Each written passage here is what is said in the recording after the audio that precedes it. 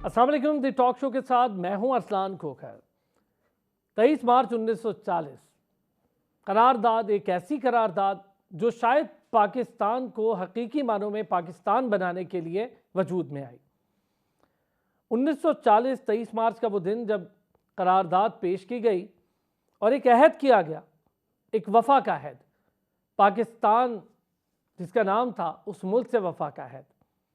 और इसी करारदाद की मरहून मिन्नत एक लाजवाल कुर्बानियों का सफ़र शुरू हुआ, लाजवाल तरक्कियों का सफ़र शुरू हुआ।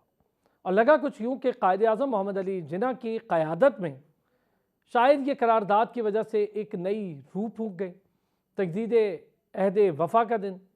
लेकिन जिस जगह पर आज हम खड़े हैं 70-75 सालों के बाद, क्या आज हम पीछे मुड़ के देखें तो हम ये कह सकते हैं कि 1940 का वो दिन जब ये करारदाद पास हुई, इस करारदाद का मकसद क्या था, इसके अगराज़ व मकासद में पाकिस्तान की तरक्की, पाकिस्तान की कौम और पाकिस्तान के कौम की यकजहती, पाकिस्तान का बुलंद वक़ार, पाकिस्तानी कौम का बुलंद वक़ार, पाकिस्तान के हर शहरी की इस्मत, पाकिस्तान के हर शहरी के हुकूक, पाकिस्तान के हर शहरी के लिए रोज़गार, पाकिस्तान के हर शहरी का वो हक़ कि वो हुकूमत से सवाल जवाब कर सके। क्या आज हम ये 70-75 सालों के बाद ये कह सकते हैं?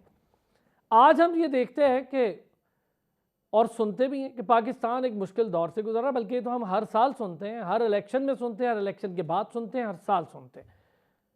लेकिन एक चीज़ आज हम ये सोचने समझने पर मजबूर हैं कि इस 75-76 सालों के बाद भी अगर ये कहा जाए कि पाकिस्तान इकनॉमिकली एक मुश्किल हालत में दाखिल हो गया है, पाकिस्तान बैंकरप्सी की तरफ जा रहा है, पाकिस्तान एक मुश्किल सतह की तरफ बढ़ रहा है, तो हमने क्या पाया? जब हमने शुरुआत की तब क्या था हमारे पास? और आज हम इन 70, 75, 76 सालों के बाद अगर वही राग अलाप रहे हैं तो क्या है हमारे पास? बताने को क्या है? नई कौम और ये नई नौजवान क़यादत, नया वलवला, इसको कहने को क्या है हमारे पास? क्या वो क़यादत या वो वलवला, वो नौजवानान जो तहरीक पाकिस्तान का हिस्सा थे, उनका जज्बा और क्या आज के नौजवान का जज्बा यकसा है? इस पर भी बात करेंगे। तालीम, तरबियत, साइंस, टेक्नोलॉजी, इकॉनमी, सियासत, हर पहलू पर आज बात करेंगे। ख़ास तौर पे डिफेंस, क्या हमने खोया, क्या हम पा सकते थे, क्या हमने नहीं पाया? और अगर हमने खोया तो ये तो बहुत बड़ा अलमिया है कि 76 सालों में दुनिया की कौमें आगे बढ़ती हैं, हम अभी तक खोते चले जा रहे हैं। आज भी हमें एक ऐसी हुकूमत की ज़रूरत पड़ रही है जो IMF के साथ डील कर सके, जो एक IMF का नया पैकेज ले सके, जो IMF की तमाम शराइत मानकर मुल्क व कौम के लिए कड़े फैसले करे, बोझ डाले गरीबों पर बिजली और गैस का। आज भी हम वहीं खड़े, आज भी हम वही बातें कर रहे हैं। तो हमने क्या पाया? कौन है ज़िम्मेदार इस बात का? और जाहिर है कि तमाम वो लोग जो या तो अशराफियाँ हैं या फिर हुक्मरानी कर चुके हैं। क्या ये बात मैं किसी आज हमारे पैनलिस्ट हैं उनसे पूछ सकता हूँ कि कौन से ऐसे सरबराह पाकिस्तान के गुजरे हैं जिन्हें हम कह सकें कि ये हकीकी मानों में पाकिस्तान की तरक्की चाहते थे, मासिवा कायद आज़म मोहम्मद अली जिन्ना या लियाकत अली ख़ान, उन हस्तियों को छोड़कर जिन्होंने अपना खून भी इस पाकिस्तान को दिया। और शायद उन्हीं की मरहून मिन्नत आज भी हम बैठे हैं इस आज़ाद फ़िज़ा में। कहने को तो आज़ाद फ़िज़ा है, लेकिन आज़ाद फ़िज़ा के लिए हमने क्या किया? नईम सिद्दीकी साहब ने हमें ज्वाइन किया। माहिर मईशत हैं, इक़्तिसादियात हैं। इन तमाम सालों में हम ज़रा मईशत पर भी बात करेंगे, माशी फ़ैसलों पर भी बात करेंगे। और हमारे साथ ब्रिगेडियर रिटायर्ड गज़नफ़र अली साहब मौजूद हैं। हम तमाम उन सूरत हाल से गुज़र कर आज जहाँ पहुँचे हैं, जिसमें सिक्योरिटी भी है, जिसमें फ़ॉरेन अफेयर्स के तमाम मामलात भी हैं, हमारे बैनुल-अक़वामी दुनिया के साथ रवाबित भी हैं, हम उन्हें क्या देते हैं, हम उनसे क्या डिमांड कर सकते हैं, क्या लेते हैं, क्या हम इस पोजीशन में हैं। पाकिस्तान, अफ़गानिस्तान, इस ख़ित्ते में पाकिस्तान का रोल, पाकिस्तान के एक नए डायनामिक्स जो अब 2024 में एक नई हुकूमत के साथ शुरू हो रहे हैं, इस पर बात करेंगे। फिर सियासी उफ़क़ पर हमने क्या कुछ और कैसे कैसे किया, ये तो सब जानते हैं। डेमोक्रेसी के लिए क्या हुआ? क्या आज भी डेमोक्रेटिक सेटअप पर सवालात मौजूद हैं? अगर हैं तो कौन से सवालात हैं जो सबसे ज़्यादा गहरे हैं और गहरे नक़ूश छोड़ चुके हैं? आज 2024 में भी हम वही बात डिस्कस कर रहे हैं। तो आइए फिर बात करेंगे 1940 23 मार्च की उस करारदाद को लेकर और आज का प्रोग्राम। और हमारे पैनलिस्ट साथ ही अब्दुल्ला गुल साहब ने हमें ज्वाइन किया है। सरबराह तहरीक जवानान पाकिस्तान है। बहुत शुक्रिया जी आप तमाम हजरात का जो आज हमारे साथ पैनल के तौर पे मौजूद है। ब्रिगेडियर साहब, अगर मैं आपसे शुरू करूं सर, हम इस करारदाद के अगराज़ व मकासद शायद अब तो भूल ही चुके हो, नई जनरेशन को तो पता भी ना हो, लेकिन एक बार अगर दोबारा चंद 2-4 जुमलों में अगर हम इन तमाम अगराज़ व मकासद का अहाता करना चाहें, जिसमें तरक्की से लेकर पाकिस्तान के दिफा, मादर वतन पर कुर्बान होने वालों की कुर्बानियों का जिक्र और फिर पाकिस्तान के सियासी मंजरनामे पर बेहतरीन फ़ैसलों का जिक्र, क्या हम इन सारी चीज़ों का अहाता या सारी चीज़ों का जिक्र बड़े फ़ख्र के साथ कर सकते हैं? बहुत बहुत शुक्रिया अरसान भाई। सबसे पहले तो 23 मार्च 23 मार्च का दिन एक मुबारक हो सबको। ये हम उसको एज ए रेजोल्यूशन डे भी मनाते हैं और रिपब्लिक डे के भी तौर पर मनाते हैं।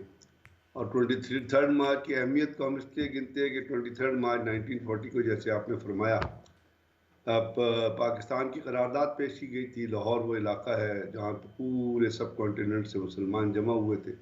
कायद आज़म मोहम्मद अली जिन्ना, जिनके पाए का सियासतदान और स्टेट्समैन मेरे ख्याल हिस्ट्री में पैदा नहीं हुआ, ख़ास तौर पे जब हम अपने रीजन को देखते हैं, उनकी क़यादत में ये चीज़ हासिल की। और उसके साथ साथ 23 मार्च जो है वो, आप 23 मार्च 1956 को पाकिस्तान का पहला कॉन्स्टिट्यूशन भी पास हुआ था। तो ये उस हिसाब से भी अहमियत कहाँ मिले। अब यहाँ पे सवाल जो ये होता है कि 23 मार्च 1940 को जो आपने अहद किया था, वो जो डिवाइस किया गया था वो, और 23 मार्च 1956 को पहला कॉन्स्टिट्यूशन जब पास हुआ, जो भी उसके पैरामीटर थे, वैसे तो कॉन्स्टिट्यूशन का जो हाल है आज पाकिस्तान में आप जानते ही, और किस तरह कॉन्स्टिट्यूशन को रद्द किया जा रहा है वो भी आप जानते हैं। जिस तरह कॉन्स्टिट्यूशन को एक बास्केट में, एक रद्दी की टोकरी में फेंक दिया गया, वो भी आप जानते हैं। लेकिन आपने जिस तरह फरमाया कि उस सफ़र को इस चंद लफ्ज़ों के आते में महफूज करना या उसको कैद करना बयान बड़ा करना। मुश्किल है, बहुत ही ज़्यादा मुश्किल है। इसलिए कि पाकिस्तान की economic diversity, social diversity, religious diversity, Pakistan की एक इन तमाम चीज़ों के साथ इंटरनल कनेक्टिविटी और आउटसाइड कनेक्टिविटी ने लियाकत अली ख़ान के शहीद होने के बाद, और याद रखिएगा कि लियाकत अली ख़ान जब शहीद किया गया तो उस ज़माने में पाकिस्तान का हाल ये था कि CIA को ढूंढने के बावजूद पाकिस्तान के अंदर से कोई शूटर नहीं मिला था लियाकत अली ख़ान को शूट करने की। Then they recruited 2 from Afghanistan. अब तो ये आर्काइव्स आ गए ना अमेरिकन के, तो उन्होंने कहा 2 अफगानिस्तान से लोग भर्ती किए थे, एक जिसे लियाकत अली ख़ान को शूट करना था और दूसरा जिसने उसको शूट करना था लियाकत अली ख़ान को शूट करना था। उसके बाद उनकी कत्ल की तहकीकात को जिस तरह पर्दा डाला गया वो भी आपको याद है। उसके बाद पाकिस्तान एक पाथ पे चला। दो हम अयूब खान के दौर को क्रिटिसाइज कर सकते हैं बहुत जमहूरियत के तरीक़ा कार से, लेकिन ये वही दौर था जिसमें साउथ कोरिया भी आपका प्रोग्राम लेके गया। पाकिस्तान एक इकनॉमिक डाइवर्सिटी में जा रहा था। यहाँ पे ऐसे ग्रुप्स थे बीको के हिसाब से, पीको के, जो उस ज़माने में 60s के बाद इवन एक तरक्की की राह पैगाम से, जिनकी चाइना एक बीको होती थी फैक्ट्री लाहौर में, चाइना उसकी एग्जांपल दिया करता था।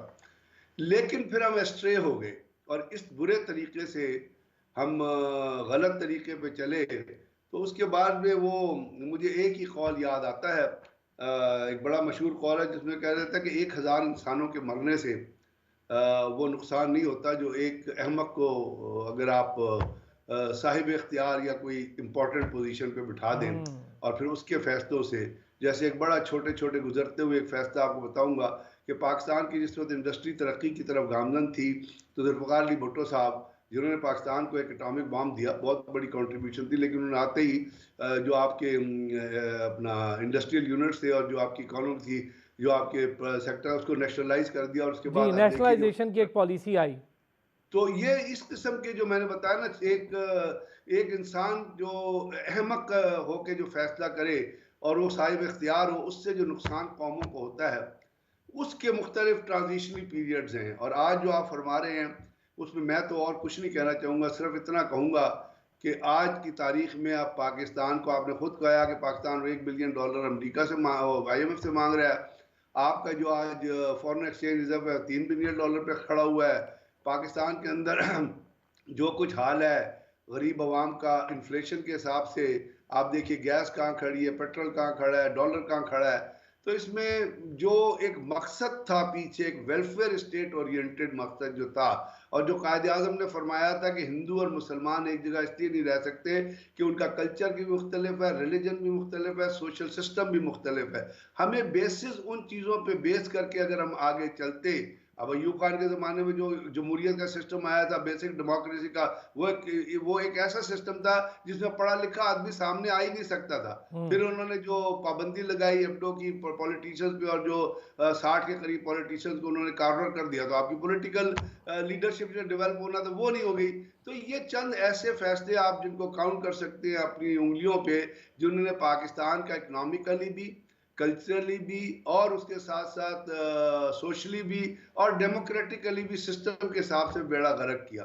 इसीलिए आज हम जहाँ खड़े हैं, आप खुद ही फरमा रहे हैं कि पाकिस्तान आईएमएफ के पास एक कासा लेके गया है और वो कह रहा है कि $1 बिलियन डाल दो। उन्होंने कहा कि जी सैलरीड क्लास में टैक्स लगाओ और गैस की कीमतें बढ़ाओ चीज़ों। अब आप बताइए कि इन तमाम चैलेंजेस के अंदर ठीक। पाकिस्तान के अंदर जो उम्मीदें थी और जो एक यूथ जो डेवलप हो रहा है, 63% यूथ है आपका, जिसको आप जॉब नहीं दे सक रहे, जो यूनिवर्सिटी से निकलता है तो उनके पास पढ़ने के लिए जो है वो अच्छा ब्रिगेडियर साहब, आपने टॉप। बड़ा ठीक जिक्र किया है। मैं इस यूथ पर ना अभी आपसे एक पूरे सेगमेंट में हम डिस्कशन करेंगे। हमारे पास जो इतनी बड़ी स्ट्रेंथ में यूथ है, इस पर भी बात करेंगे। अब्दुल्ला गुल साहब सर, क्या कहेंगे 1940 23 मार्च और 23 मार्च 2024? नहीं, सबसे पहले तो ज़ाहिर है मुबारकबाद दूंगा 23 मार्च की, और मेरे ख्याल में पाकिस्तान की जो बुनियाद थी रखी गई, और एक सोच, एक फिक्र जो है। लेकिन मसला ये है कि अभी ये जितनी ब्रिगेड साहब ने बातें कही हैं, उसमें यकीनन ये सारी सदाकत के ऊपर मबनी है। लेकिन एक चीज़ और भी मैं इसमें ऐड करना चाहता हूँ कि क्या पाकिस्तान का जो बुनियादी आइडिया था, जिसको आज बहुत सारे जो नाम नेहाद दानिश्वर हैं, वो इसको कह रहे हैं कि जी ये नाकाम आइडिया था। तो ये तो बिल्कुल इसलिए नाकाम नहीं था क्योंकि अगर पाकिस्तान की तरक्की के राज देखें, तो जब यूरोप सो रहा था, तो पाकिस्तान जो है वो खला में जा रहा था। पाकिस्तान जो है वो तरक्की और तामीर के मनाजिल को तय कर रहा था। मशरकी और मगरबी पाकिस्तान जो थे, वो बामे अरूज जो है हासिल कर चुके थे, और हमारी जो इक्तिसादी तरक्की थी वो दीदनी थी, और 1971 तक जो है हम एशियन इकोनॉमिक टाइगर थे। हमारी जो मईशत थी वो बेहतर थी, आपके जो है साउथ कोरिया से बेहतर थी, हमारी जो है चाइना से बेहतर थी, हमारी जापान से बेहतर थी, हमारी भारत तो कहीं करीब में आता ही नहीं था। तो मकसद यहाँ ये है, जब डॉक्टर मनमोहन सिंह आया, उसने कई पाकिस्तान की पॉलिसियां जो है वो अपनाई, और उसके बाद उन्होंने जो तरक्की के मनाजिल तय की, वो एक अलग बात है। लेकिन इसका मतलब यहाँ साबित ये होता है कि पाकिस्तान का जो बुनियादी मॉडल था, जो ढांचा था, जो सोच थी, जो फिक्र थी, जो एक खाका था, वो बिल्कुल दुरुस्त था, और पाकिस्तान ने उस पे दुनिया के अंदर अपना जो है वो लोहा मनवाया।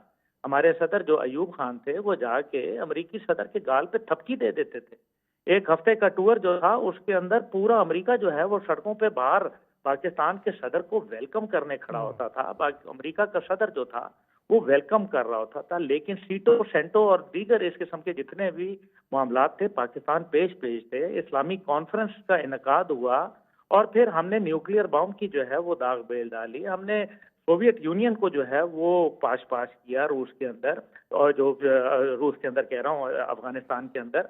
तो ये, और फिर अमेरिका को यहाँ से भगा डाला। हमारी जो मिसाइल टेक्नोलॉजी है, हमारे पास जो अल्हम्दुलिल्लाह अरफा करीम जैसी बच्चियां पैदा हुई, हमारे पास जो है वो डॉक्टर कदीर खान जैसे साइंटिस्ट जो है वो आए, हमारे पास जो है बहुत अच्छे अच्छे नामवर लोग मौजूद हमने देखें। लेकिन मसला ये है, हमने नोबेल प्राइज भी लिया, हमने 2 नोबेल प्राइज जो है वो ले चुके हैं। तो फिर इसका मतलब ये है कि the story is full of success. लेकिन प्रॉब्लम यहाँ ये है कि जो हमारे सियासी निज़ाम और हमारी जो बेजा मुदाखलत जो है, उसने तमाम जो है ना वो बेड़ा गर्क करके रख दिया। फिर जब करप्शन का बाजार गर्म होना शुरू हुआ, तो फिर उस बाजार के अंदर जो सौदे थे, अनफॉर्चुनेटली उन्होंने पाकिस्तान का सौदा कर डाला। पाकिस्तान जो है वो मजबूत मईशत से एक नातवा जो है वो मईशत के अंदर आ गया। आज देखिए ना कि हमारे साथ इंडिया कांपता था, आज इंडिया आंखें दिखाने लग गया हमें। आज जो है वो दुनिया जो है वो हमारे नाम से थर्राती थी। हमारी one of the finest intelligence agency, दुनिया की नंबर 1 इंटेलिजेंस एजेंसी बनी। रूस की जो है इंटेलिजेंस एजेंसी जो थी केजीबी को हरा दिया उन्होंने, और अल्हम्दुलिल्लाह सीआईए को हराया, दुनिया का नंबर 1 स्टेटस हासिल किया। हमारी फौज का जो है वो एक बेहतरीन म्यार है। लेकिन इन दोनों का म्यार जो है, असल में मैं इसलिए बात कर रहा हूँ कि जहां भी मेरिट और अकाउंटेबिलिटी होगी वहां वहां पाकिस्तान में इदारे और शख्सियात तरक्की करती हैं। लेकिन जब आप मेरिट और अकाउंटेबिलिटी जो है वो खत्म कर देते हैं तो फिर इसी तरीके से हम शुतर बेमहार होते हैं, हम बादबानी कश्ती बने रहते हैं। और जैसे अभी ब्रिगेड साहब ने कहा, $1 बिलियन के लिए ये कोई बात है कि एक न्यूक्लियर पाकिस्तान, एक वसाइल से भरा हुआ पाकिस्तान, सिर्फ जो है वो $6 ट्रिलियन के ज़खायर बलूचिस्तान में और जो $4 ट्रिलियन के ज़खायर हिंद के अंदर मौजूद हैं, तो फिर क्या इस भरपूर जो सरजमीन है, अभी पाकिस्तान का नहीं कहा मैंने, $10 ट्रिलियन तो सिर्फ ये दो निकाल लेते हैं तो, और हम $1 बिलियन के लिए जो है वो रुस्वा हो रहे हैं, दुनिया के सामने झुक रहे हैं। कभी देखे ना, खान साहब भी कहते थे कि जो है मैं खुदकुशी कर लूंगा, IMF नहीं जाऊंगा, फिर उनको भी जाना पड़ा। उसके बाद जो है वो वजीर आजम साहब हमारे कहते रहे, शहबाज साहब, कि मैं भीख मांगने नहीं आया लेकिन मजबूरी है, पैसे मांगने नहीं आया। अभी ये बातें जो थी ये बड़ी दिल बर्दाश्ता हो जाता है इंसान, एक गयूर कौम का फर्जंद होने के नाते मुझे जो है वो तकलीफ पहुंचती है। हमने IT के शोबे में तरक्की की, हमने जो है वो डिफेंस इंडस्ट्री के अंदर तरक्की की, हमारी स्टील मिल एक जो है वो मिसाल थी, हमारी स्पेस टेक्नोलॉजी, हमारी सुपार्को, हमारे जो है SPD और दीगर ना जाने कितने इदारे, हमारे हेल्थ फैसिलिटीज, दुनिया के अंदर फाइनेस्ट डॉक्टर्स इस टाइम पे जो है वो पाकिस्तान से ग्रेजुएट हैं, जो दुनिया के अंदर फाइनेस्ट इंजीनियर्स हैं जो नासा के अंदर मौजूद हैं, वो जो है वो पाकिस्तान लेकिन से अब्दुल्ला चल रहे गुल हैं। साहब, आज आपने बड़ी अच्छी बात कही। मैं इस पे आज आप सारे लोगों से करूंगा कि हमारे पास दुनिया के बेहतरीन डॉक्टर्स, साइंटिस्ट, इंजीनियर्स मौजूद हैं, लेकिन वो मजबूर है दूसरे ममालिक को सर्व करने के लिए। नईम सिद्दीकी साहब, सर, हम तब क्या थे जब पाकिस्तान की शुरुआत हुई, हम आज क्या हैं? हम आज भी कर्जों की दलदल में फंसे हैं, तब बल्कि बगैर कर्जे के ये मुल्क शुरू हो गया था। बहुत शुक्रिया अरसलान साहब, ब्रिगेडियर साहब ने और अब्दुल्ला गुल साहब ने जो बातें की हैं मैं उनमें से मैं नतीजा जो अखज़ करता हूँ, मैं समझता हूँ कि शायद हम माजी में रहने वाली कोई कौम है। हम अपने माजी को याद कर कर के या खुश हो रहे हैं या आज के हालात पे हमारी जो आने वाली जनरेशन है वो अफसोस करेंगी।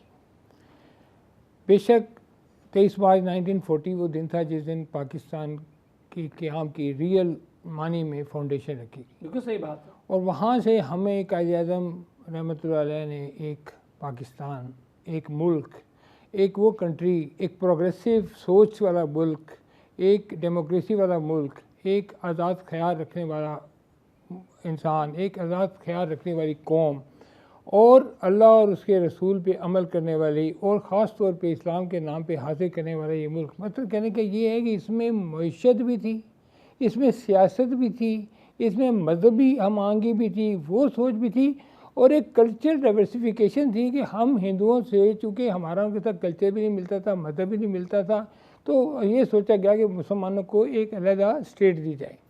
अब जब हम 1947 के बाद आते हैं तो हम उन लोगों में से हैं जो शुरू के पाकिस्तान यानी अर्ली 20 ईयर्स जो पाकिस्तान के उसमें पैदा हुए और इंतहाई मुश्किल दौर में, जबकि उस वक्त जब से पाकिस्तान बना तो शायद पाकिस्तान में एक आध मिल थी, पाकिस्तान के बाद वो फॉरेन एक्सचेंज नहीं था, पाकिस्तान को डोनेशन मुख्तलिफ जो मुसलमान थे वो आए थोड़ी देर बंटवारे में, बिल्कुल बरतानी सरकार हमें तो दिफा के लिए साजो सामान भी नहीं दिया, खाली हमें टैंक पकड़ा दिया। नेहरू की सियासत ने हमें बहुत फाइनेंशियली नुकसान पहुँचाया और इस तरह पाकिस्तान की डिवीजन की गई कि जिससे कि हमें उनका ख्याल था कि पाकिस्तान शायद ज़्यादा अरसा चल ही नहीं सकता।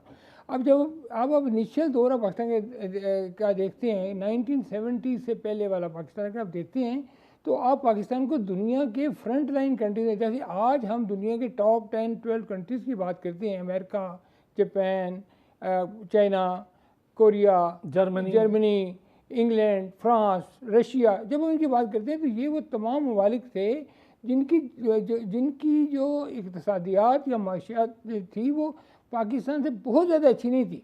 अगर आप उनके पास सोचें हमारी अगर उनके जो पास आज एयरलाइन आज हम बेचने की उनके बात कर पास- रहे हैं पीआईए, हाँ, वो लोगों को जो सिखाती थी, उसने मेरा- कई इस्टेब्लिश सर, की आप airlines। देखें 1980 से पहले तक कराची में कौन सी एयरलाइन थी जो कराची नहीं आती थी? बिल्कुल ये सही। दुबई जो इस वक्त दुबई है, जिसमें आप तकरीबन 10 करोड़ लोग का जो है वो सालाना ट्रेवल करते हैं, कराची से लोग आते और जाते थे। Karachi was a more suitable hub for any international travel. उसके बाद आप देखें कि वापडा आपका बेहतरीन इंस्टीट्यूशन था, फिर आपने बड़े बड़े ज़राअत का हमने प्रोजेक्ट क्या किए। किया? उसके बाद ये जितने लोग थे, फिर कोरिया ने आपसे 5 ईयर्स प्रोग्राम लिया, जर्मनी ने आपसे असिस्टेंस ली, चाइना ने आपसे असिस्टेंस ली, आप सिंगापुर ने आपसे असिस्टेंस ली, आपने दुनिया के तमाम ममालिक में अपनी, इवन दुबई एंड सऊदी अरब को आपने एयरलाइन बनाने में मदद की।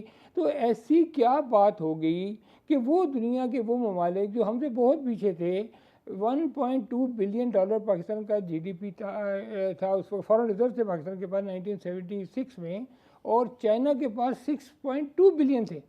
आज चाइना 3.5 ट्रिलियन डॉलर के साथ बैठा है, और आप अभी भी 1.2, जैसे ब्रिगेडियर साहब ने कहा कि 3 बिलियन डॉलर के हम फॉरेन शेयर, वो भी रियल टाइम पता नहीं हमारे पास है भी है कि नहीं। सही बात। तो जब हम ये बात करते हैं, हमें अब इस वक्त मैं मुझे अफसोस है अपने प्रीडिसेसर से भी और अपनी आने वाली कौम से भी कि हम क्या दे के जाएंगे।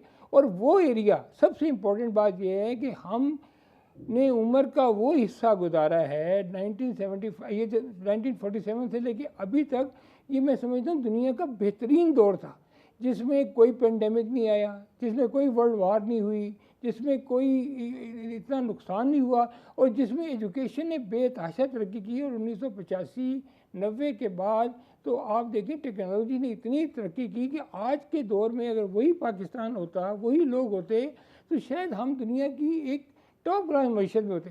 अब इस वक्त जब हम ये बात करते हैं कि हमारे पास ब्रेन, देखिए दुनिया में सब एक जैसे हैं, हमारे लोग जब बाहर जाते हैं इक्वली इंटेलिजेंट होते हैं, बल्कि equally ये सर्व मेहनत कर रहे हैं करते पूरी हैं, दुनिया में बहुत बेहतरीन अच्छी-अच्छी पोस्ट लेकिन पर। ऐसी क्या वजह है हम एक ही पेनिसुला में रहते हुए, Opportunity, हम sir। एक ही बरसगीर में, देखिए बरसगीर सब कॉन्टिनेंट जो था, ये इंडिया, पाकिस्तान और बांग्लादेश को अगर देखें, तो आज आप अगर इन्हीं को देखें, सब एक ही ब्रेन के हामिल लोग हैं, एक ही रेस है ऑलमोस्ट, एक ही एरिया लेकिन में हमने रहते एक हुए। चीज नहीं ना सोची नहीं वो साहब कि सोने उन्होंने की अपने- चिड़िया कहलाए जाने अच्छा, वाले बड़े सगीर अब- में अंग्रेजों ने बिल्कुल। वहां से आके हुकूमत क्यों देखिए, शुरू की, और अगर- हमें उनके जाने के बाद क्या करना चाहिए था। एक देखिए, छोटा सा ब्रेक, ये- नहीं सब ब्रेक ले लो, ब्रेक से वापस आते हैं हम इस पे बात, मैं प्लीज ब्रेक से आएगा पूरी बात कीजिएगा, फिर मैं जरा ब्रिगेडियर साहब की तरफ जाता हूँ, एक छोटा सा ब्रेक। Welcome back. नहीं साहब बात पूरी करें ताकि मैं ब्रिगेडियर साहब से फिर इस पे अब आप जब बात करते हैं कि अगर आपका हमसाया जो है वो एक 3.5 ट्रिलियन डॉलर पे बैठा हुआ है रिजर्व लेके, एक बांग्लादेश जो है वो 75 बिलियन में बैठा हुआ है, तो क्या वजह है? मतलब अब हम इहाता करते हैं, जैसे अब्दुल्ला गुल साहब कह रहे थे, ब्रिगेडियर साहब कहते हैं, मैं कहता हूँ पहली मेन वजह पिछले 75 साल में ये मामला जो 1990 के बाद मैं ज़्यादा कहता हूँ कि सिचुएशन ख़राब हुई। 1990 का पाकिस्तान एक है और 1990 के बाद का पाकिस्तान दूसरा नया है। पाकिस्तान। मेन जो चीज़ हुई है इन 75 में, नंबर 1 पॉलिटिकल इंस्टेबिलिटी। ठीक है, इसने हमें किसी, देखिए अगर मुल्क में पॉलिटिकल स्टेबिलिटी नहीं होगी तो आपका कोई शोबा भी तरक्की नहीं कर, ना आपकी इकॉनमी तरक्की कर सकती है, ना आपका कोई और इंडस्ट्री तरक्की कर सकती है, ना आपकी ज़राअत तरक्की कर सकती है, क्योंकि सब लोग जब एक ही हुकूमत करने के चक्कर में होंगे, एक दूसरे को के ऊपर गालिब आने की कोशिश करेंगे, तो आपकी सब इकोनॉमी जो है, आपकी सारी तरक्की कंप्रोमाइज। जाहिर है कि फैसले आने भी वहीं से। आपका जो है जी करप्शन। अनफॉर्चुनेटली बड़े दुख से कहना पड़ता है कि मैं अक्सर प्रोग्राम में ये बात कहता हूँ कि अब ये दौर आ गया कि मैं कहता हूँ कि पाकिस्तान में करप्शन ना होती तो शायद लोग भूखे मर जाते। ये तो अल्लाह का शुक्र है कि लोग पैसे देके वो काम कर देते हैं, वरना लोग तो सड़कों में भूखे मर जाते हैं। यहाँ पे इतनी बुरी हालत अब करप्शन की हो गई है। यानी और आप इसमें- अफसरशाही की बात कर रहे हाँ, हैं कि बिल्कुल, अफसरशाही के आगे तो बिल्कुल। बेबस हो फिर जाए। तो आप गरीब को तो वो कुछ समझते नहीं है। उसके बाद आपका आता है जी सिक्योरिटी कंसर्न। अब अनफॉर्चुनेटली आप देखें आजकल हमारे पिछले एक हफ्ते में तकरीबन 10-12 हमारे फौजी जवान शहीद हो गए हैं, और ये हमने पिछले दौर में भी बहुत ज़्यादा अनस्टेबिलिटी देखी है। और दोबारा अफसोस होना है इस बात का कि दोबारा हम उस रास्ते पे जा रहे हैं जो कि किसी न किसी, चाहे इसको अपनी खारजा पॉलिसी के लिए, और उसके बाद आपका जो है वीक इंस्टीट्यूशन है, आपकी एनर्जी क्राइसिस है, इंफ्रास्ट्रक्चर डेफिसिट आपका, and low human capital investment है। एक मिनट नहीं साहब, लो ह्यूमन कैपिटल इन्वेस्टमेंट। मैं इस पे करता हूँ बात। ब्रिगेडियर साहब, अभी आपने जिक्र खुद भी किया कि हमारे पास एक बड़ी तादाद में यूथ मौजूद है। सबको पता ही है कि इतनी बड़ी तादाद के हम उन 13 ममालिक में हैं जिनके पास शायद इतनी यूथ है, और उनमें भी हम टॉप 3 में हैं जिनके पास इतनी बड़ी यूथ मौजूद है। अक्सर जगह पर तो लोग तरस रहे हैं, इमिग्रेशंस दे रहे हैं, बड़े बड़े ममालिक इमिग्रेशंस दे रहे हैं कि लोग, हमारी यूथ चाहे इस वक्त पढ़ रही हो या फिर बाहर हो, बाहर तो बहुत ज़्यादा है स्कूल से, हम अनस्किल्ड और स्किल्ड यूथ एक साथ मैनेज नहीं कर पा रहे हैं। हमारे पास ये जो मैनेजमेंट डेफिसिट है इसने कितना तबाह किया, और साथ ही साथ ये जो अभी जिक्र किया इन्होंने कि जो सियासी इस्तेहकाम का ना होना है, इसकी रीज़न तो खैर डेमोक्रेटिक सेटअप खुद है, लेकिन सियासी इस्तेहकाम का ना होना और ये जो ह्यूमन रिसोर्स की मैनेजमेंट है ये ना करना, हम इन 76 सालों में यही नहीं सीख पाए। बात ये है कि जैसे है ना कि हमारे बहुत सारे पॉजिटिव्स हैं, और वो पॉजिटिव्स अभी अब्दुल्ला ने भी गिनवाए, आपके नसरी के बाकी उन्होंने अभी गिनवा रहे थे। हमारे बहुत सारे नेगेटिव्स हैं। हमें सोचना ये है, पॉजिटिव्स तो गेन हो गए। अगर पाकिस्तान के लोग बाहर काम कर रहे हैं तो मैं ये कहूँगा कि उनकी अपनी ज़ाती मेहनत है कि वो बाहर गए, उन्होंने कॉम्पिटिटिव एनवायरनमेंट में पढ़ा। बहुत बड़े बड़े डॉक्टर हैं, बहुत बड़े बड़े साइंटिस्ट हैं, बहुत बड़े बड़े इंजीनियर्स हैं जो बात काम कर रहे हैं। सऊदी अरब पूरा पाकिस्तानियों ने बनाया, और अब देखिए कैसे कैसे अंडरपास वहाँ बने हैं। दुबई आपने जिक्र किया, आपने PIA का जिक्र किया, आपने सिंगापुर एयरलाइन का जिक्र किया। ये तो पॉजिटिव्स हैं। इसमें कुछ इंडिविजुअल्स की मेहनत है, कुछ उनकी कमिटमेंट है, कुछ उनका बैकग्राउंड नॉलेज था जो 1947 से पहले अच्छे इंस्टीट्यूट्स में पढ़ के जो इसमें सब कॉन्टिनेंट था वहां से लेके आए थे, और उसको उन्होंने इम्प्लीमेंट किया।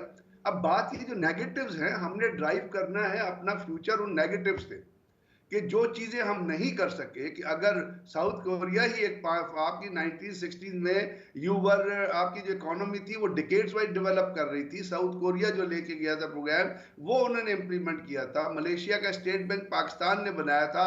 आज हम मलेशिया के स्टेट बैंक से पूछेंगे कि आप हमारे स्टेट बैंक की जो है हमें रीमोडिफिकेशन करके दे। बात कहने की ये है कि हमें हम वो नेगेटिव पे गौर कर रहे हैं? पहले मुझे ये बताइए, कोई अदारा आप कहीं उठा के देख लीजिए। हमने डिफेंस में बहुत तरक्की की, हमने F-17 थंडर बनाया जो एक माइलस्टोन है, जो हमारे जो एयरफोर्स के जो ऑफिसर्स हैं उनकी जो मेंटल एक्यूमन है, जो उनकी प्रोडक्टिव एबिलिटी, उसको इंडिकेट करता है कि फ्रेमवर्क जो वो बॉडी चाइनीज है, आप कहीं से क्या है, इसका मतलब है आप एक सेंट्रलाइज डायरेक्शन दे तो आप डिलीवर कर सकते हैं। यहाँ पे सिर्फ जो ये जितनी आप कि पाकिस्तान एक ग्रोइंग इकोनॉमी से डेवलपिंग इकोनॉमी से पहली बात क्यों रुका? आप अननेसेसरीली यू वेंट टू से 1965 वॉर। आपके लोग ईस्ट पाक से वहां कश्मीर में भी गए थे, कश्मीर में हालात कंड्यूसिव नहीं थे।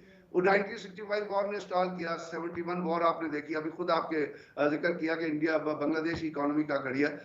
मेरी नज़र में, बाकी आप जितनी चीज़ें काउंट कर लें, हमारी नज़र में पहला हमारा नुकसान ये है कि हम अपने नेगेटिव से मुस्तकबिल के बारे में सबक सीखने को तैयार नहीं हैं, और वो तमाम अदारों पे इक्वली लागू होता है।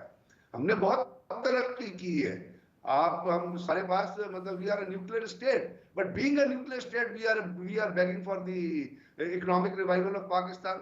हम उन चीजों को डेवलप नहीं कर सके जो होनी चाहिए। अब कल एक बड़ी अच्छी स्टेट में एक बड़ी चीज है, मैं एक इत्तेजाज हसन साहब को सुन रहा था जिससे सबक सीखना चाहिए। उन्होंने जी ये PDF ये केयर टेकर हुकूमत ने 86 अरब रुपया लिया है, कहीं आपको लगा नजर आया? कहाँ गया ये पैसा?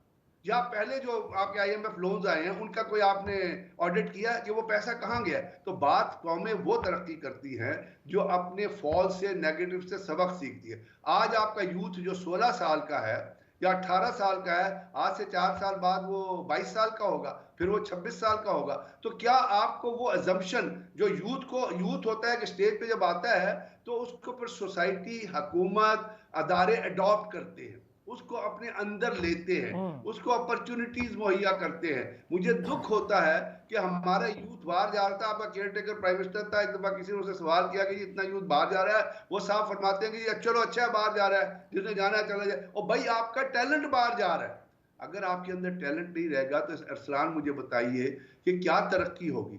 हमें इस बात पे फख्र है कि हम चलो 23 मार्च 1940 से चले थे, 47 में आज़ाद हुए थे। आज हमें दुनिया काउंट तो करती है एक स्टेट के तौर पे, हमारी जो अदारे हैं वो अपने आप को वो चीज़ों को लुक आफ्टर करके चीज़ों को लेके करने की कोशिश, लेकिन जो इंटेलेक्चुअल डिस्कशन होनी चाहिए जिससे आपको सबक सीखने चाहिए, उन सबक सीख के आपको आगे की राह अडॉप्ट करनी चाहिए। वो क्या वो हो रहा है? आप कौन से एक आईएमएफ अजीब सी प्रोग्राम में दाखिल हो रहे हैं? एक आपको अजीब याद है सी बात है मनमोहन सिंह ने ब्रिगेडियर एक साहब। आईएमएफ, इंडिया ने एक आईएमएफ प्रोग्राम लिया था, उन्होंने उसको दरमियान में खत्म कर दिया था। शाइनिंग इंडिया का जब India is going to be third largest economy in other G 2 हाँ। ईयर, यस अगर हम पॉजिटिव्स हमारे हैं तो वो तो हमें पे नहीं कर रहे हमारी डेवलपमेंट में इस टाइम फ्रेम वर्क में। हम तो इस वक्त हम देख रहे हैं कि लोग जो है वो जॉब्स के लिए इधर उधर, फिर तो हमें कुछ सबक सीखने की जरूरत है आज के दिन में। अच्छा हमें कुछ लेसन्स लेके चलना है, हमें कुछ इंटेलेक्चुअली चीजों को डेवलप करना है, सर, मैं हमें तो कोई एक थीसिस बनाने हैं। तालिब इल्म के तौर पे, एक तालिब इल्म के तौर पे भी ये जानने की कोशिश कर रहा हूँ, और शायद रिसर्च करते हुए बड़ा टाइम हो गया मुझे इस पे। अब्दुल्ला गुल साहब, कोई एक ऐसी पर्सनैलिटी, कायद आज़म मोहम्मद अली जिन्ना, लियाकत अली ख़ान, दोनों को छोड़ देते हैं, कोई एक ऐसी पर्सनैलिटी जिस पर तमाम धड़े कौम के मुत्तफ़िक हों कि यार हाँ, इसने ये मुल्क के लिए बहुत अच्छे थे।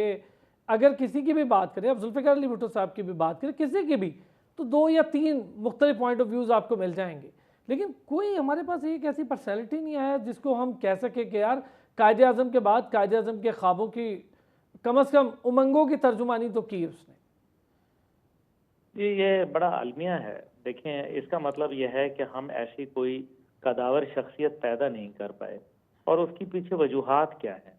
क्या वो नर्सरी थी? देखिए ना, आज अगर शी जिनपिंग जो है वो वहाँ मौजूद हैं, या डेंग ज़ियाओपिंग थे, तो फिर उसके पीछे जो है माओ ज़ेडुंग और चौ एन लाई की एक ऐसी नर्सरी थी जो उन्होंने लगाई, और उसके अंदर बेहतरीन लोग एक से एक बढ़कर जो है उनका प्राइम मिनिस्टर और प्रेसिडेंट आता रहा। नतीजा ये हुआ कि चीन जो है वो एक दुनिया के अंदर अपना मुकाम हासिल कर पाया। सोचने की ये बात है कि पाकिस्तान जो कि जर्मनी को कर्जा देता था, पाकिस्तान जो अरब ममालिक को खैरात, ज़कात और अतियात दिया करता था, आज वो क्या वजह हो गई कि आज वो खुद उस पोजीशन में आ गया कि जिसके अंदर वो आप आज खुद $1-1 बिलियन के लिए आपकी नाक रगड़वाई जा रही है, आपकी सिक्योरिटी को जो है, आपकी जो सालमियत है, आपकी खुद मुख्तारी जो है, उसको जो है वो पैसों की जंजीरों में जो है वो जकड़ा जा रहा है। कोई वजह है? इसका मतलब यह है कि अभी तक हमारे दोनों मौजूद शुरका ने गुफ्तगू की, उससे ये साबित होता है कि पाकिस्तान में बेतहाशा रिसोर्सेज मौजूद हैं, ह्यूमन रिसोर्सेज मौजूद हैं। अगर एक तरफ साउथ ईस्ट एशिया के ह्यूमन रिसोर्सेज हैं, तो दूसरी तरफ सेंट्रल एशिया के नेचुरल रिसोर्सेज आपके इंतजार में, तीसरी तरफ ऑयल और गैस के रिसोर्सेज गल्फ में आपके जो है संगम पे बैठे। तो फिर इसका मतलब तो बड़ा वाज़ेह है कि अगर चीन ये देख रहा है कि सी पैक का जो एक और बेल्ट एंड रोड इनिशिएटिव जो है वो पाकिस्तान के जरिए जो है वो चल के कामयाबी के वो मुकाम पर पहुंच सकता है, अगर वो इकोनॉमिक स्पेशल इकोनॉमिक जोन्स की बात करता है, और 20 साल में, बल्कि 20 साल से ऊपर में, हम आज तक उनको माशवाए फैसलाबाद के, जहां एक हल्का फुल्का हमने आधा जो बल्कि नीम अगर कहें कि वो इकोनॉमिक जोन दिया, तो बाकी क्यों नहीं दे पाए? इसका मतलब है कि हमारी जो ब्यूरोक्रेसी है उसने जकड़ दिया, हमारा जो रेड टेपिज्म है उसने जकड़ दिया, और हमारे जो सिस्टम है जो कि इंतहाई नाकिस सिस्टम है, जिसमें जुडिशियल सिस्टम भी मौजूद है, जिसमें पॉलिटिकल सिस्टम भी मौजूद है, जिसमें social fabric of the society भी मौजूद है। तो फिर क्या आज जरूरत नहीं है कि हम एक मिन हैसल कौम, एक नया सोशल कॉन्ट्रैक्ट जो है उसकी तरफ जाएं? अगर नए सोशल कॉन्ट्रैक्ट की तरफ नहीं गए तो फिर आप जो है सिर्फ वो पिदरम सुल्तान बूथ की बातें करते रहेंगे, आप जो है वो अपने माजी के ऊपर जो है वो फख्र करते रहेंगे, जबकि मुस्तकबिल और हाल आपका बदहाल हो चुका होगा।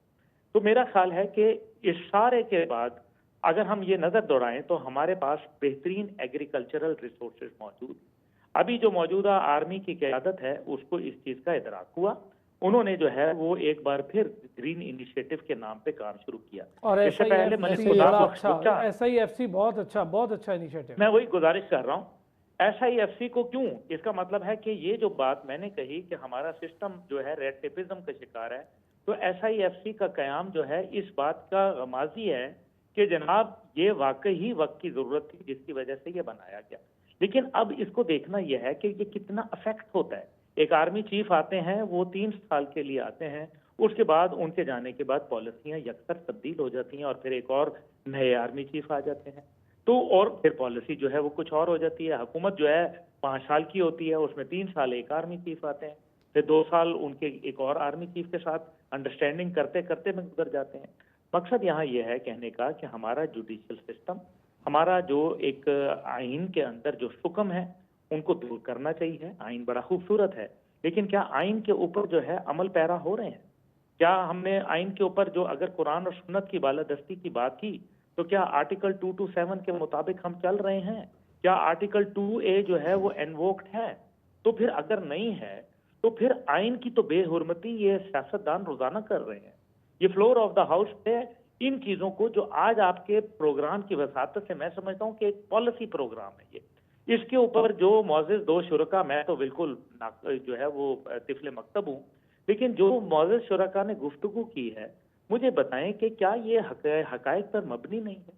क्या ये उनको नजर नहीं आ रही? ये बातें हमें टेलीविजन पे बैठ के करने के बजाय असेंबली की फ्लोर पे होनी चाहिए। लेकिन असेंबली की फ्लोर पे माजरत के साथ सिर्फ बद तहजीबी का अमल जो है वो देखने को अच्छा, आता है। एक ये चीज बड़ा अफसोस अब्दुल्ला गुल साहब, आपने बड़ी बिल्कुल ठीक, मैं जरा असेंबली पर भी बात करता हूँ, वापस आता हूँ ब्रेक से।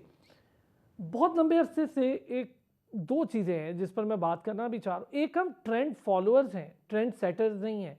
MBA का ट्रेंड आया पूरी दुनिया में तो हमने उस पर MBA पढ़ना शुरू कर दिया, इतना MBA पढ़ा कि उसकी खपत नहीं थी। सॉफ्टवेयर इंजीनियरिंग का बूम आता है तो सॉफ्टवेयर इंजीनियर्स बनाना शुरू कर देते हैं, उसकी खपत नहीं होती मार्केट में। मीडिया का बूम आया तो हमने मीडिया रिलेटेड स्टडीज़ इतनी पढ़वा दी बच्चों को, कोई पॉलिसी नहीं। मरबूत पॉलिसी का ना होना, ट्रेंड सेटर्स का एक अलग फिनोमेना है। हम ट्रेंड सेटर्स नहीं है, ट्रेंड फॉलोअर्स हैं। दुनिया में जो कुछ ट्रेंड हो उसको फॉलो करते हैं। क्यों हम ट्रेंड सेटर्स नहीं बनते? क्यों हमने अपने बच्चों में आज तक ये नहीं देखा कि बड़े होकर, अरफा थी, अरफा की बिल्कुल हम जिक्र करते हैं, अरफा करीम रंधावा का खुल के जिक्र करते हैं, लेकिन हम क्यों नहीं माइक्रोसॉफ्ट जैसे, गूगल जैसे इदारों को यहाँ पे क्रिएट कर पाए? क्यों नहीं हमने, हालांकि यहाँ पे सारा कुछ वही लोग जो हमारे बच्चे हैं बाहर जाके इन्हीं इदारों में काम करके उन्हीं इदारों को बड़ा कर रहे हैं। वापस आते हैं ब्रेक से, इस पर भी बात करते हैं। वेलकम बैक जी। अच्छा नईम साहब, 2 चीज़ें, एक तो हम हमेशा डिस्कस करते ही हैं कि हम कंजम्पशन हमारी इतनी थी कि हम कंज्यूमर मार्केट बन गए, प्रोड्यूसर हम हैं नहीं, और जिसमें प्रोडक्शन करनी है वो कॉस्ट इफेक्टिव नहीं है। आज इस वक्त हम ये बात कर रहे हैं, हालांकि हम एक दौर में बहुत तरक्की कर रहे थे, दुनिया भर में ज़राअत में हमारा डंका बजता था, तो मैं गलत नहीं होऊंगा। 8वें बड़े हम वीट प्रोड्यूसर होते थे, फ्रूट रिलेटेड हम 7वें बड़े फ्रूट प्रोड्यूसर्स होते थे, इसी तरह कॉटन में हम 5वें बड़े कॉटन प्रोड्यूसर्स होते थे। पता नहीं क्या कर दिया हमने, हम वो सारी चीज़ें बाहर से मंगा, टमाटर तक बाहर से मंगवा रहे हैं। अच्छा सर, इसकी मैं एक बड़ी आपको सिंपल सी एक एग्जांपल देता हूँ कि पाकिस्तान की मिसाल इस वक्त ऐसी है जैसे किसी अमीर बाप के बेटे से पूछा जाए ना, यार तुम काम क्यों नहीं करते हो, तुम्हें क्या परेशानी है? तो वो कहते हैं यार मेरा बाप अमीर है, मुझे क्या फ़िक्र है। तो हम इस वक्त एक ऐसी स्टेट में हैं अल्हम्दुलिल्लाह कि ये दुनिया का बेहतरीन खिता है, ये इंतहाई एक्सपेंसिव एरिया है। अगर आप इसकी स्टडी करें तो पाकिस्तान की जो लैंड है या पाकिस्तान का जो एरिया है और पाकिस्तान की जो जोग्राफिकल पोजीशन है वो इतनी अहम और इतनी इम्पोर्टेंट है कि ये इंतहाई मल्टी बिलियन डॉलर का जो ये इसको आप प्रोजेक्ट कह लें, इसको स्टेट कह लें, इसको एक बेनिफिट एरिया कह लें, वो पूरी दुनिया के लिए, पूरी दुनिया के लिए। ठीक है, अब जो आपने बात की हमारी बेसिकली सोना हमारा नहीं निकाल पाते, वो देखिए उसकी वजह क्या है। उसकी वजह यह है कि जो मैंने अभी आपको 5-6 पॉइंट बताए ना, कि जो हमारी वजह है और उसका सलूशन भी वो है। उसका सलूशन कैसे वो है? पॉलिटिकल स्टेबिलिटी ले आएँ आप, एक ले आएँ पॉलिटिकल स्टेबिलिटी, आप एंटी करप्शन एफर्ट्स करें, आप सिक्योरिटी इंप्रूव करें, आप इंस्टीट्यूशन को स्ट्रेंथन करें और एनर्जी सेक्टर की रिफॉर्म्स करें। अच्छा बात यह है कि हम सब लोग माशाल्लाह, ब्रिगेडियर साहब भी और अब्दुल्ला गुल साहब तो मेरी बड़ी पुरानी के साथ शनासाई है, बड़े काबिल लोग हैं। हम सब टीवी पे बैठ के और भी टीवी पे सब लोग बैठ के बुक सिर्फ राइस गवर्नमेंट के होते हैं। मैं कभी कभी सोचता हूँ कि क्या वो लोग जो अदर साइड ऑफ टेबल बैठे हैं, जो पूरी हुकूमत चला रहे हैं, क्या उनको नहीं पता? क्या वो एक ऐसे फायर पैन में बैठे हुए हैं कि जिसमें कोई ख्याल ही नहीं है कि यहाँ हीट जनरेट नहीं हो रही है या उनको नुकसान नहीं हो रहा है? वो इस बात को क्यों नहीं सोचते? हम एक कंजम्पशन बेस्ड इकोनॉमी है, हम कंजम्पशन बेस्ड और एक हमारा जो है कॉस्ट बेस्ड इन्फ्लेशन है। हम नोट प्रिंट करते हैं, कॉस्ट बेस इन्फ्लेशन, बिल्कुल हाँ हम बिल्कुल ये ठीक। कॉस्ट पुश इन्फ्लेशन आप भी इसको कह सकते हैं। और हमारा कोई, अब जब आप जापान की इकोनॉमी को देखती हैं ना, तो वो सेविंग बेस्ड इकोनॉमी है। हमारा एक आदमी सर उसकी 100 वजह बताऊं रुपये क्या है, 100 रुपये उसकी वजह क्या है, सेविंग बेस्ड इकोनॉमी क्यों है, आप तो रहकर आए हैं जी वहां पर एंटरप्रेन्योरशिप को इस हद तक बढ़ावा दे दिया गया कि जो बड़ी बड़ी फैक्ट्रीज जो सामान बनाती हैं वहां पर छोटे छोटे लोग घरों में, अच्छा वहाँ पे चाइना में भी वो चीज़ बना के 85% उनको देते हैं। एसएमबी सेक्टर है, 85% जो है यही मैं कह रहा एसएमबी हूं। सेक्टर। अच्छा अब आप पाकिस्तान में भी एक ऐसा सिस्टम क्रिएट कर, मतलब देखें अब आपकी रेलवे है, इसको क्या ज़रूरत है मिनिस्टर की, आपकी एनर्जी है, इसको क्या ज़रूरत है मिनिस्टर की, आप रेगुलेटरी अथॉरिटीज़ आपके पास मौजूद हैं। आपने G2G करके देख लिया, पिछले 75 साल से गवर्नमेंट टू गवर्नमेंट कॉन्ट्रैक्ट कर रहे हैं। हमारे जितने बड़े बड़े इंस्टीट्यूशन उनके बोर्ड में फेडरल सेक्रेटरीज बैठे होते हैं। तो फॉर आप जब तक इसको आप प्राइवेटाइज नहीं करेंगे, जब तक आप पब्लिक को इन्वॉल्व नहीं करेंगे, जब तक आप प्राइवेट पब्लिक पार्टनरशिप नहीं करेंगे, लेकिन दुनिया की जो इंटरनेशनल मार्केट है ना, जो बाहर के इन्वेस्टर हैं, आपको पता है इस वक्त बिलियंस ऑफ डॉलर्स पड़ा हुआ है जो वो लोग देना चाहते हैं। अभी पाकिस्तान की कंपनी को इतना ज़्यादा फंडिंग हुई है कि मैं हैरान हूँ कि जी, बाहर अभी के लोगों ने recently, अभी 700-800 recently, बिलियन 700-800 मिलियन डॉलर की इन्वेस्टमेंट बाहर से आ रही है। 30-30 300 अच्छा, बड़ी मिलियन हैरत 200 हुई मुझे मिलियन जब मैंने ये जाना और देखें जी सर, हाँ। वो हमारी आईटी की कंपनी जिसको इतनी बड़ी, अब आप सोचें किसी गवर्नमेंट के इदारे को पता चलती इतनी इन्वेस्टमेंट तो वो तो उसको आने नहीं देगा। मैं आपको इंटरेस्टिंग बात बता रहा हूँ, ये लोग बाहर जा रहे हैं, धड़ाधड़ लोग बाहर जा रहे हैं, पैसा कमाने जा रहे हैं। चले दुनिया को एक्सप्लोर, हम भी बाहर गए, हमने दुनिया को एक्सप्लोर किया, जो हमें वहाँ से जो तजुर्बा मिला वो हमने आगे पाकिस्तान में उसको एक्सरसाइज किया। आप एयरपोर्ट पे चले जाएं, आपको लोगों को ले जाने में इतनी परेशानी होती है। आप जब तक महकमाना हालात ठीक नहीं करेंगे, जब तक मामला ठीक नहीं करेंगे, जब तक आप पब्लिक प्राइवेट पार्टनरशिप में नहीं जाएंगे, जब तक आप कंसिस्टेंट पॉलिसीज नहीं लेके आएंगे लॉन्ग टर्म, उस वक्त कुछ नहीं होने वाला। चाहे हम जितनी बड़ी तकलीफ करें। अच्छा ब्रिगेडियर साहब, चलें हम कुछ ज़रा पॉजिटिव बात भी करके देखते हैं क्योंकि प्रोग्राम का आखिरी हिस्सा होगा। क्या समझते हैं सर, हमने उन रेड एरियाज पे तो बहुत बात कर ली बॉक्स के, लेकिन हम ग्रीन बॉक्स पे क्यों नहीं बात करते? क्या है हमारे पास ऐसा कि अब हम उसको देखें तो हम इस चीज़ को मैनेज करें तो हम दुनिया भर में एक नई शनाख्त या नई पहचान भी पा सकते हैं? जी, मैं आप ही के एक लफ्ज़ से चीज़ को एक्सप्लेन करूँगा। आपने कहा कि we are the trend followers, हम ट्रेंड सेटर नहीं हैं। जी, दुनिया में बहुत सारे ममालिक ट्रेंड फॉलोअर हैं। अभी आपको मिसाल दूंगा मैं सऊदी अरब की।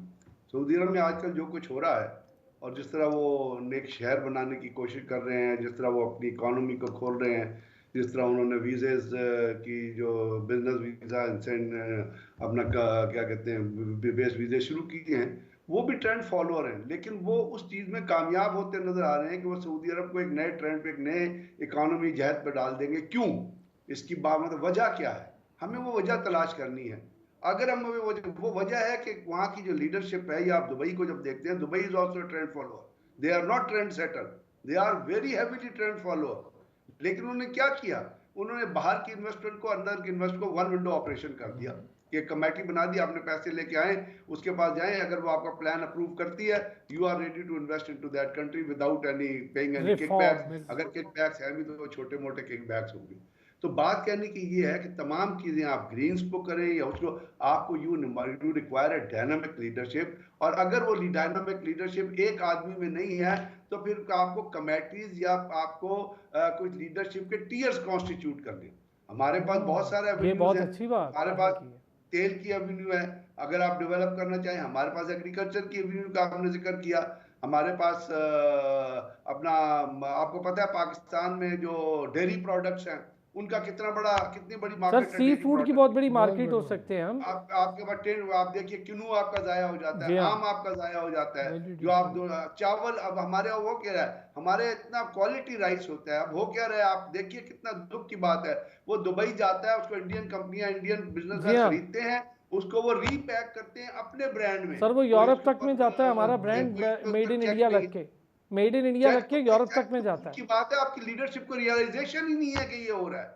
तो भाई जब तक आपके ऊपर, आपके पास इफेक्टिव डायनामिक डिलीवरिंग लीडरशिप नहीं होगी और वो कंट्री को स्टीयर नहीं करेगी, वो जबरदस्त। कमेटीज और वो ऐसे ऑफिशियल सर्कल नहीं होंगे, वो सिस्टम नहीं होगा, वो पैरामीटर ठीक नहीं हो गया होंगे, ब्रिगेडियर तो साहब, आप ग्रीन्स को कन्वर्ट नहीं कर सकेंगे बहुत अच्छे। प्रोडक्टिविटी। अब्दुल्ला गुल साहब, आपसे आपका व्यू सर इस पे। देखिए, मेरा बड़ा सिंपल सा है। आपके पास हर चीज मौजूद है, आपको अपने सिस्टम को जो है वो स्ट्रीमलाइन करना पड़ेगा। आपको जिसको जजा देनी है उसको जजा दे, जिसको सजा देनी है उसको सजा दे। अगर सजा याफ्ता लोगों को अगर आपने पाकिस्तान के अहम तरीन ओहदों के ऊपर बिठाना है, क्या पाकिस्तान बांझ हो गया है? क्या पाकिस्तान के पास अच्छे लोगों की किल्लत है? क्या हमारे पास यही हम इस फरसूदा निज़ाम और जो एक ऐसा जमहूरी निज़ाम जिसको जमहूरियत कहते हुए भी शर्मिंदगी होती है, यही लेके चलना है हमने? क्या आवाम का क्या कसूर है? आवाम के पास क्या कमी है किस चीज़ की? हमने सारा जो नतीजा अखज़ किया आप आज की बहस से, वो ये नतीजा निकला कि Pakistan is a land of opportunity. या आज भी वही है जिस पर अंग्रेज कहते थे कि ये सोने की चिड़िया है ये इलाका, और वो सोने की चिड़िया में क्यों आते थे? आज भी हमारे पास अल्हम्दुलिल्लाह बेहतरीन मौसम है, बेहतरीन महल वकू है, समुंदर हैं, पहाड़ हैं, मरग़ज़ार हैं। कौन सी चीज़ है? आपने फ्रूट्स की बात की, 60% पाकिस्तान का फ्रूट ज़ाया हो जाता है, 60%। आप अंदाज़ा करें। और जो हमारा फ्लेवर है वो किसी का कोई अनमैचेबल है दुनिया में। मैं रोज़ाना सफ़ीरों से, वज़ीरों से मिलता हूँ, आप यकीन माने कि वो पाकिस्तानी फ्रूट कहते हैं और वो अभी इसे याद करते हैं। जो सफ़ीर यहाँ से चले जाते हैं, उनसे कोई चीज़ पूछो तो वो कहते हैं पाकिस्तान का आम याद आ रहा है, पाकिस्तान का किन्नू याद आ रहा है। खजूर जो है वो हमारी खाते हैं। आज ये आलम है कि पाकिस्तान की खजूर जो है वो सऊदी अरब में, कतर में और दीगर ममालिक में जाती है और वहीं से पैक होकर आ जाती है। सही। दुनिया का 5वें नंबर के ऊपर खजूर प्रोड्यूसर है। दुनिया के 4थे नंबर पे जो है वीट प्रोड्यूसर है। जो पाकिस्तान जो है वो वीट प्रोड्यूस करता है, पूरा अफ्रीका नहीं वो पूरा कर सकता जो हम सिर्फ पाकिस्तान वीट प्रोड्यूस करता है। उसके बावजूद हम जो है वो पाकिस्तान में भूख और अफलास है। तो इसका मतलब है कि पाकिस्तान में करप्शन कूट कूट के भर दी गई है और अदलिया उसको सजा देने के लिए तैयार नहीं है। दो चीजें इसका मतलब बेहुदा अब्दुल्ला गुल साहब, दो चीज़ें सर। एक आप नईम साहब, आप और ब्रिगेडियर साहब, आप बहुत शुक्रिया आप लोगों का, लेकिन सिर्फ दो चीज़ें मैंने अभी तक यही अखज़ किया। एक, हम प्रॉपर मैनेजमेंट नहीं कर पाए अपने तमाम वसाइल की, जो वसाइल हमारे पास मौजूद हैं, इसलिए वो मसाइल में तब्दील हो गए। और दूसरी बात जो सबसे बड़ा हमारा मसला है, हम नेशनल कॉज या नेशनल इंटरेस्ट पर कोई एक कौम बन के अभी उभर नहीं पा रहे। हमारे मुख्तलिफ पहलू निकल आते हैं, हर किसी की अपनी शाख निकल आती है, छोटे नेशनल कॉज को लेकर भी कोई ना कोई अलग पहलू निकाल लिया जाता है। तो इन दो चीज़ों पर अगर ज़्यादा काम हो जाए तो हम बहुत सारी चीज़ों से बच सकते हैं। बहुत शुक्रिया नईम सिद्दीकी साहब, अब्दुल्ला गुल साहब, thank you so much. Brigadier साहब बहुत शुक्रिया आपका, ब्रिगेडियर गजनफर साहब हमारे साथ मौजूद रहे। फिर होती है कल आपसे मुलाकात, अपना ख्याल रखिएगा।